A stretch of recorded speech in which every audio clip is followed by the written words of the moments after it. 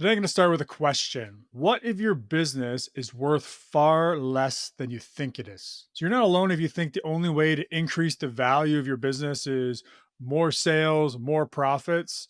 And that's what most business owners assume. So, don't get me wrong. Yes, more revenue and more profit can increase the value of your business, but they're not the only things that drive a business value. In fact, if you're only focusing on those numbers, there's a good chance you're blinded to some huge opportunities to increase the value of your business before you exit. Of course, if you want to exit. So, the key or the most exciting thing here is you can add this value to your business without actually adding a single dollar of new revenue or without increasing your profits at all. Today, we're going to talk about the value gap, what it is, why it matters, and how to start closing the value gap. Okay, let's talk about what the value gap is. We'll start there. And so it is the difference between what your business is worth today and what it could be worth if it was optimized. Okay, now you might be optimizing it to sell it, but also what we find is when you optimize a business and maximize its value or what it's worth on the fair market, it actually just makes it a nicer, easier, more enjoyable business to run. So this is an important thing to understand. So let's just say that your business is worth $2.5 million. But if you address some key issues that are identified through evaluation process, such as your systems and processes, or the dependence of the business on you, or the different customer mix you have, it could actually be worth $4 million. Well, that difference between $2.5 million and $4 million is $1.5 million. That is the value gap. Okay. So here's the kicker: most business owners have no idea this gap exists because they've never formally assessed their business value, let alone looked at what's driving the value or holding it back. So, most business owners, which may be you, and it's okay, you're learning now, but most business owners are operating off gut feel.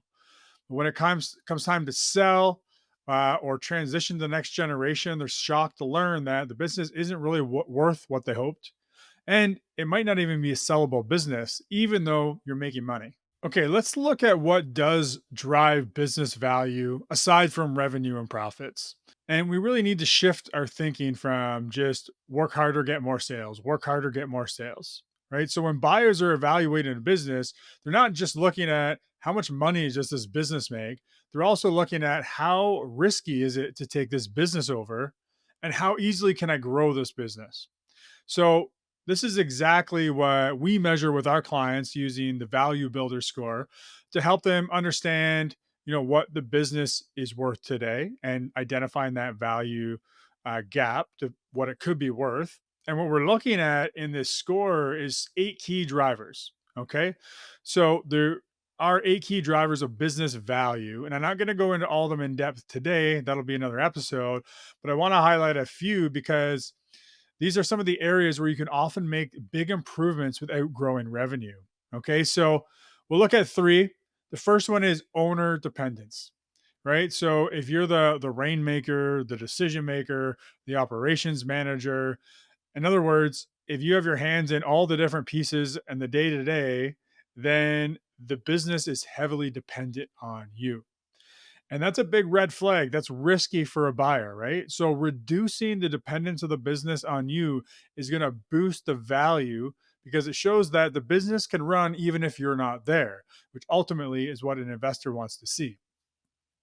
Another of the drivers is recurring revenue, right? So, I mean, you can have a profitable business that's doing project-based revenue, but it's also more unpredictable, are harder to retain clients. So, if you can shift even part of your revenue to a recurring revenue model rather than just project-based, so think things like, maybe if you do websites rather than just building websites, tack on a maintenance program. So you're, getting a monthly coming in so that and then you are updating the website, taking care of the small updates, all that kind of stuff. Or maybe you got a subscription fee, which covers so many design hours a month as your clients want to update the website, as an example, right?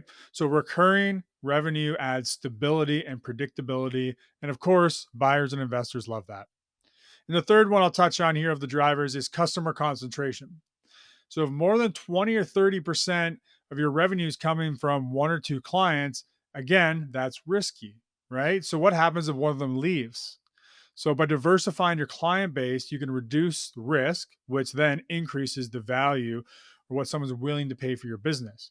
And just to add to that, let's just think if you have one client worth 30% of all your annual revenue, and back to owner dependence, that client, because they're such a big client, they're only willing to meet with you. That just increases the risk of your business, right?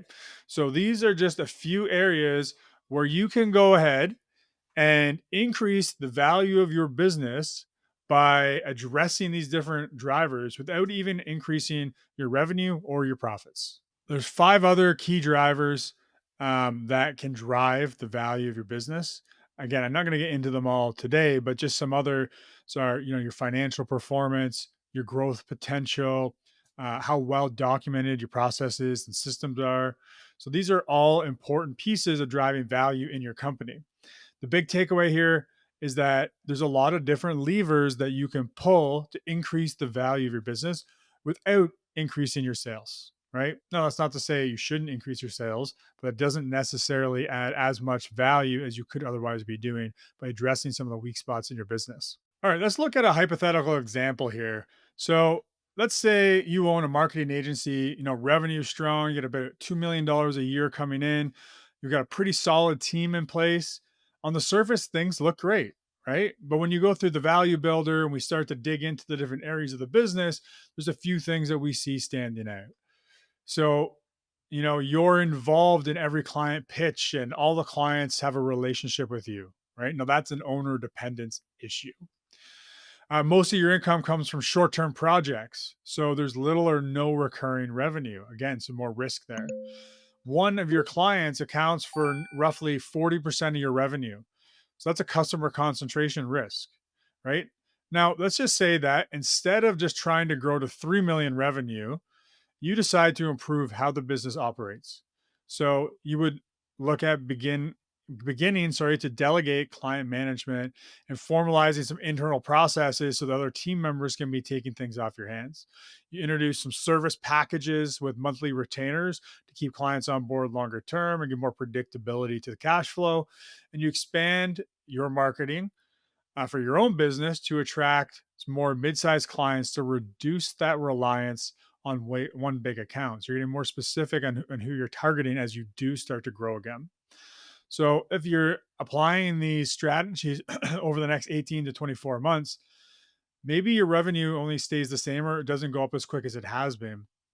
But by doing this, you're dramatically increasing the value of your business because you've reduced the risk, you've increased the predictability, and you've reduced the dependence of the business on you, all in turn making it more attractive to buyers, right? So that's the power of addressing the value gap.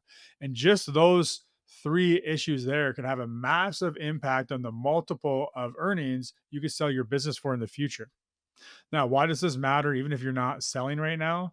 You might be thinking, hey, Joe, I'm not selling. So all I want to do is sell more. I've got a few more years. I'm going to keep grinding it out and increasing sales.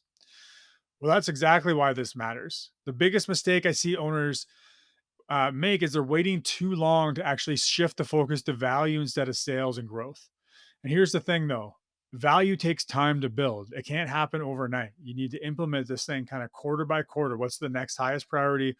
And work through those. We call them big rocks. Work through those big rocks to increase this value. So some of the improvements we're talking about here, they might take a year or two to fully realize. And if you're already planning to exit in the next 3 to 5 years, the time to start focusing on value is now. All right. At the end of the day, if you never end up selling, a business that's less dependent on you with recurring revenue, strong systems, it's going to be more enjoyable to run.